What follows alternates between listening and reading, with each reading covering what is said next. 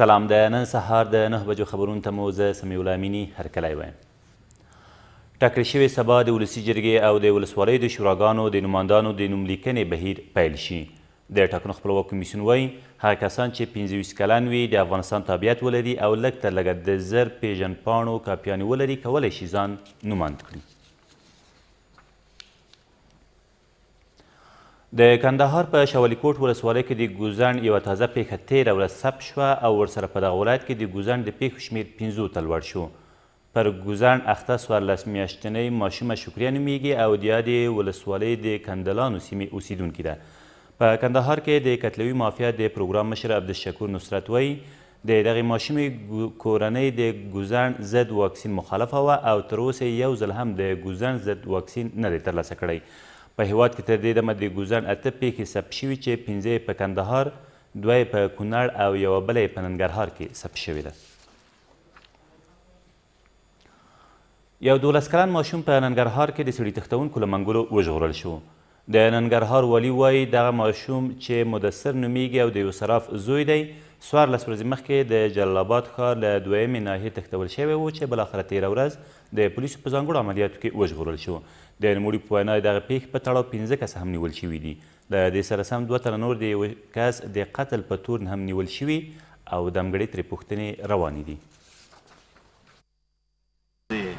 ننګرهار د امنیې قومندانۍ د زړورو منصوبینو په واسطه باندې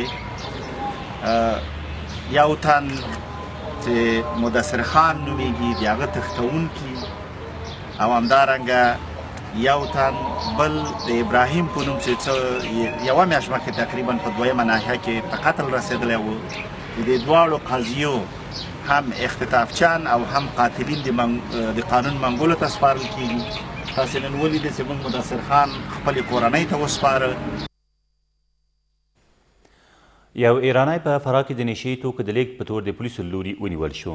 کورنۍ چارو وزارت وایي دغه کس چې عبدالغفار نومیږي غوښتل نږدې 10 کیلوګرامه کرستال او تریاک چې د اوبو په بوتلونو کې د ایران د تیلو په یو ټانکر موټر کې ځای پر ځای کړي وو ایران ته ولېږدوي. خو تر هغې مخکې تېره ورځ د ابو نصر فراهي په بندر کې نیول شوی دی. ویل کېږي په دې موادو کې څه باندې 29 کیلوګرامه کرستال او نږدې 1 کیلوګرامې تریاک دي.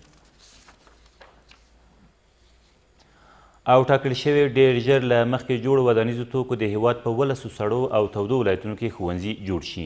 ولسمشر غني تېر مازدیګر په ولسمشرۍ ماڼۍ کې په همدې اړه جوړه شوې ناستې کې مالیې وزارت ته لارښوونه وکړه چې د مخکې جوړو ودانیزو توکو د برابرولو بهیر د چټکتیا لپاره اړوندو بنسټونو ته مالي سرچینې په واک کې ورکړي.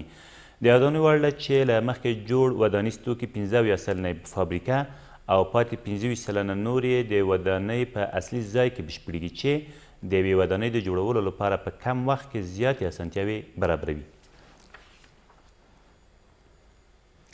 دا تر دې مهاله وروستي خبرونه، تر بیا مو الله مل.